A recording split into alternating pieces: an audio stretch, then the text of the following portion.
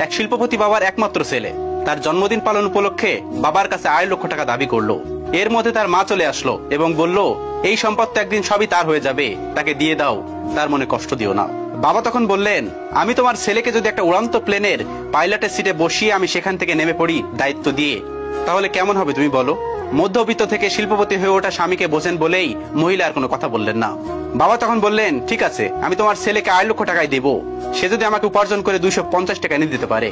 সারা রাত নাক ডেকে ঘুমাচ্ছে ছেলে, মাত্র 250 টাকা। বাবা আগামীকালই দেখতে পারবে ছেলে তার সম্পদের দায়িত্ব নেওয়ার মতো যোগ্য হয়ে গেছে। পরের দিন সকাল 8টায় বাবা তার ছেলেকে ঘুম থেকে জাগিয়ে উঠে দিলেন। রাজ্যের বিরক্তি ছেলের চোখে। মাত্র 250 টাকার জন্য এত সকালে ঘুম থেকে উঠতে হবে? রেডি হয়ে নাস্তা সেরে একেবারে ফুলবাবু সেজে 250 টাকা উপার্জনের জন্য বের হয়ে গেলেন। পকেটে একটা টাকাও নেই, সাথে দেখার জন্য বাবা একটা লোকও দিয়েছেন। ঘর থেকে বের হওয়ার পর তার মনে হচ্ছে সে যেন একটা সমুদ্রের মধ্যে হাবুডুবু খাচ্ছে। বিনা পুঁজিতে টাকা কোথায় পাই, কোথা থেকে ধার নিবে সেটাও পারতেছে না, কারোর সাহায্য নিতে পারছে না, ভিক্ষাও করতে পারবে না। পরিশ্রম করে উপার্জন করতে হবে।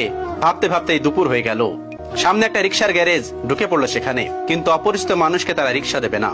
হঠাৎ মাথায় একটা বুদ্ধি আসলো, রিক্সা পাইনি তো কি হয়েছে, রিক্সা ঠেলতে তো পারবে।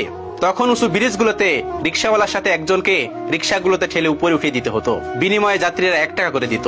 নন্দলাল নাদুস নুদুর জীবনে কোনো কাজ করেনি, এক গ্লাস পানিও নিজে কখনো ঢেলে খায়নি, আর আজ তপ্ত রোদে রিক্সা ঠেলছে, তাও আবার পুরান ঢাকায়। 10টা রিক্সা ঠেলে 50 টাকা উপার্জন করলো। 11 নম্বর রিক্সা ঠেলতে গিয়ে হোঁচট খেয়ে হাঁটু গেল ছিঁড়ে। আবার উঠে দাঁড়াতে যাত্রীর হাতে 5 টাকা দিলে চোখে অঝোর ধারায় কান্না চলে আসলো। ঘন্টাখানেক পর হাঁটুর ব্যথা আর তীব্র হতে লাগলো। বিকেল পর্যন্ত গুনে কেবল 90 টাকা উপার্জন হয়েছে। অবশ্য পেটের খিদা মিটাতে দুপুরে কিছু বনরুটি ও কলা খেয়ে নিয়েছে। প্রচন্ড ক্লান্ত মনে হচ্ছে নিজেকে, শরীর যেন নিজের সাথে প্রতারণা করছে। অবশেষে 90 টাকা নিয়েই ছেলেটি বাড়ি ফিরে গেল। ক্লান্ত শরীরে চোখে পানি নিয়ে বাবার সামনে গিয়ে দাঁড়িয়ে বাবার হাতে 90 টাকা দেয়। বাবাকে জড়িয়ে হু হু করে কাঁদতে কাঁদতে বলল, আমি পারিনি বাবা। তখন মায়ের অজর ধারা গুনগুন কান্না পরিবেশটা আরো ভারী করে তুলছে। ছেলের বিধ্বস্ত ক্লান্ত চেহারা, হাঁটুর কাছে ছেঁড়া প্যান্ট দেখে বাবা একটা গাজল হাসি উপহার দিল। ছেলের কাঁধে হাত রেখে বাবা বলল, এখন তুমি আমার সঙ্গে সায়দাবাদ থেকে হেঁটে বুড়িগঙ্গা নদীর কাছে যাবে। কোনো প্রশ্ন না। 4-4টা গাড়ি থাকতে, 2জন ড্রাইভার থাকতে হেঁটে কেন? ছেলের জিজ্ঞাসা চোখে বাবা বললেন, বাবা আজকের এই পজিশনে তো আমি একটু একটু করে এভাবে এগিয়ে এসেছি, গাড়ি বা বিমানের গতিতে আসেনি। তুমি তো মাত্র একটা দিন কষ্ট করেছো, একটু ধৈর্য ধরো। ক্লান্ত ছেলের হাত ধরে হাঁটতে হাঁটতে রাত 11:30টার দিকে ব্রিজে পৌঁছালো পিতা এবং পুত্র। শান্ত নদী রেলিং ধরে দাঁড়িয়ে বাবা বললেন, তুমি আমার হাতে 90 টাকা দিয়েছো তাই না? ছেলে বললেন, জি বাবা, আমার জীবনের প্রথম উপার্জন। বাবা বললেন, আমি জানি তোমার এই টাকাগুলো উপার্জন করতে তোমার অনেক কষ্ট করতে হয়েছে। এখন আমি তোমাকে যা বলি শোনো। আমি জানি আমার ছেলে ছোটবেলা থেকে অঙ্কে খুবই ভালো, ভালো গুনতেও পারে আশা করি। আমি তোমার উপার্জনের 90 টাকা পানিতে ছুড়ে ফেলবো, আর তুমি বলতে থাকবে বাড়তি কয় টাকা রইলো। বাবা তার সমস্ত শক্তি দিয়ে একটা একটা করে কয়েন নদীর পানিতে ফেলতে লাগলো। এরপর বাবা বললেন, এখন কত টাকা রইলো? ছেলের কষ্টের পয়সা নদীতে তলিয়ে যেতে দেখে কাঁদতে কাঁদতে বলল, বাবা 85 টাকা। এভাবে এক এক করে জীবনের প্রথম উপার্জিত কষ্টের টাকাগুলো পানিতে ফেলতে লাগলো বাবা। এরপর ছেলে গুনে গুনে বলল, 80, 70, 65, অবশিষ্ট 5 টাকা এসে থামলো।